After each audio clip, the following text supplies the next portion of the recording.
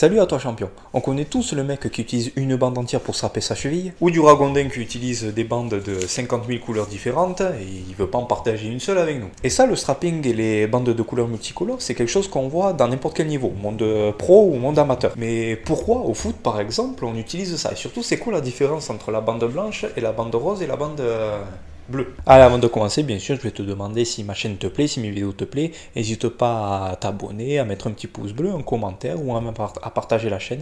Ça fait toujours plaisir. Allez, fini les conneries, on passe dans le vif du sujet maintenant. Allez, comme j'ai dit, on utilise ça dans n'importe quel sport, en particulier au foot, mais sans vraiment savoir à quoi ça sert, ou sinon avec vraiment très peu d'informations. On va rentrer dans le vif du sujet. On va commencer justement avec les bandes multicolores. Alors ça, les bandes multicolores, ça s'appelle du K-tapping. C'est aussi appelé kinésio tapping. A été conçu par le docteur Kenzo Case dans les années 1970 dans le but de traiter les douleurs musculo-articulaires légères sans limiter les mouvements du corps humain. Le K-tapping donc c'est réalisé avec une ou plusieurs bandes de kinésiologie.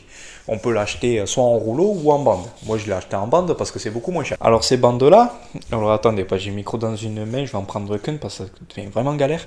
Alors ces bandes là, elles sont fabriquées à partir d'un matériau élastique et hypoallergénique. Ça permet en fait de garder la liberté des mouvements. Alors le K-tapping, avec mon grand accent français, il a plusieurs effets positifs. Diminution des inflammations et de la douleur, améliorer la circulation sanguine, faciliter la fonction articulaire, corriger la posture et améliorer la coordination, stimuler la guérison et la proprioception et soutenir les muscles. Mais seulement si les bandes sont bien posées et avec une indication thérapeutique. Selon la tension appliquée par les bandes, on va pouvoir noter certains effets thérapeutiques grâce aux signaux envoyés aux différentes récepteurs de l'organisme, les articulations, muscles et tendons sont stimulés. Et en fait, on a aussi constaté avec ces bandes-là que les sportifs, ils se sentaient plus performants, plus confiants. Et alors ça, on sait que l'état émotionnel d'un sportif, surtout au foot, c'est vraiment quelque chose qui est hyper important pendant le match. Et ces bandes-là, elles ont aussi un impact positif sur les muscles. On peut mentionner le fait qu'elles aient des effets sur le soutien, sur la stabilité, sur la relaxation. Et elles ont aussi un effet stimulant sur la proprioception. Après, attention, mais là c'est comme pour tous les produits.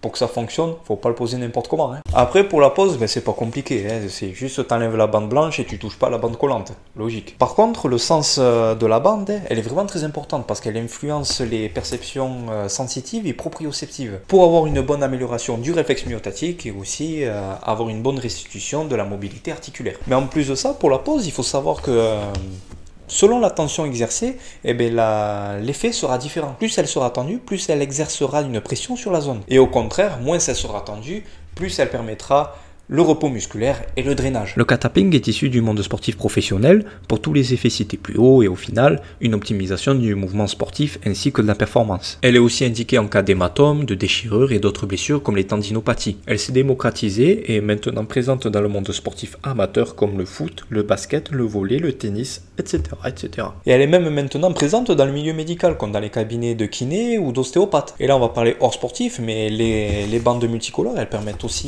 pour les femmes enceintes par exemple de limiter les douleurs au dos, les sciatiques et aussi les faiblesses du plancher pelvien. Et ces bandes-là peuvent même être utilisées pour les prématurés, pour le soutien du développement par exemple. Donc ces bandes-là, c'est pas n'importe quoi, elles ont été popularisées vraiment dans le monde de la santé et dans le monde sportif. C'est une bande, comme on a vu, qui a de nombreux avantages, c'est une méthode vraiment thérapeutique et c'est une méthode non invasive pour diminuer la douleur, améliorer la performance et favoriser la guérison. Par contre, ces bandes de couleur, elles ne sont pas à confondre avec l'autre chose, les bandes de strapping. Le strapping, c'est quelque chose de complètement différent. Ça, le strapping, c'est une méthode qui est surtout utilisée dans le monde du sport. On va prendre l'exemple du foot, du gars qui se strappe la cheville, qui utilise le rouleau en entier, le seul rouleau du match en plus.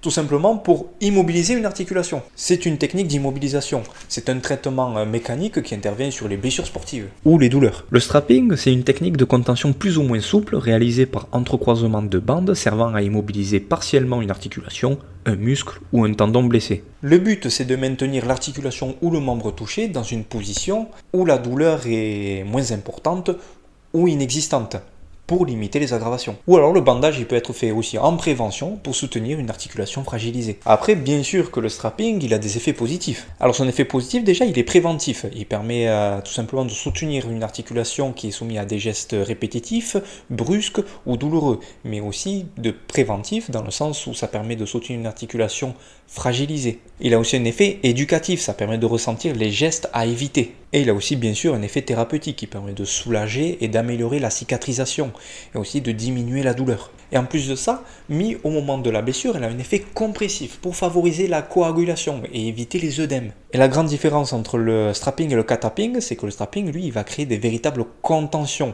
Il est vraiment là en prévention pour les blessures et en particulier pour les entorses. Par contre, il faut faire attention bien sûr à la pose du strapping. On ne met pas n'importe quel strapping et pas dans n'importe quel sens sur la cheville, au genou ou à l'épaule. Mais aussi attention, parce qu'un bandage trop serré va avoir un effet de garrot. Et ça, c'est néfaste pour la santé, c'est mauvais pour la circulation sanguine. Et au contraire, si on ne serre pas assez, le bandage n'a strictement aucun effet. Voilà, c'était les différences entre le cattapping et le strapping. On a vu les points positifs et on sait maintenant à quoi ils servent. Par contre, attention, je tiens à le préciser, le cattapping et le strapping ne sont pas des produits miracles. D'accord ? Il ne faut pas les utiliser comme un traitement médical pour nos blessures sportives. On n'oublie pas surtout d'aller voir le médecin si on a une déchirure musculaire, une entorse ou une fracture. D'accord ? Voilà, c'était tout pour cette vidéo et je vous dis à très bientôt pour une prochaine vidéo. J'espère qu'elle vous aura plu. N'hésitez pas à mettre un petit pouce bleu, à me suivre et à partager cette chaîne si ça vous plaît.